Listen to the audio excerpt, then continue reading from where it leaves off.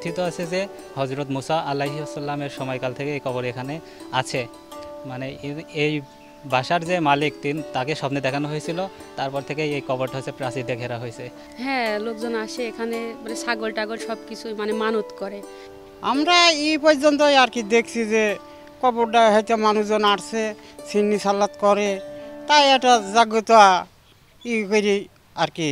তাছাড়া যে কতদিন উঠিয়েছে, কত বছর, এটা আর আমরা বলতে পারবো না। আমার থেকে বয়স বেশি যারা মুরব্বী তারা বলে যে আগেকালকার লোকের নাকি কবর, যখন লোক ছিল 16 হাত 20 হাত করে বলে নাম্বার ছিল, তখন থেকে আমরা জানি যে এখানে ওনার একটা কবর আছে। শুনছি যে আমাদের এই বাচ্চা চেয়ারম্যানের আম্মা তাকে স্বপ্নতে দেখায় যে এখানে একটা আউলিয়ার কবর আছে।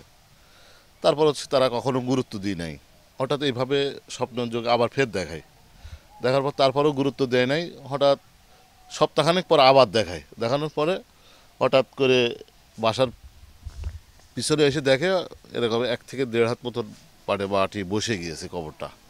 তখন লোক মানে একটা আউলিয়া মানে ভালো একটা লোকে হুজুরকি বজুর্গি ডেকে নিয়ে এসে এটা দেখানোর পরে সে বলে এখানে একটা অনেক আগে করে একটা আউলিয়ার কবর এটা।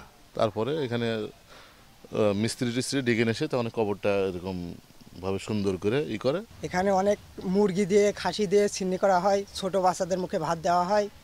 এভাবে অনেক মানুষ এসে দেখে যায়, ছবি তুলে নিয়ে যায়, ফেসবুকে ছাড়ে। গ্রামের লোকজন বলে এটা অনেক পুরাতন, যাই হোক আমি জানি না কত পুরাতন হবে। এখানে অনেক সিন্নি করা হয়, বড় বড় লোক এসে দেখে যায়।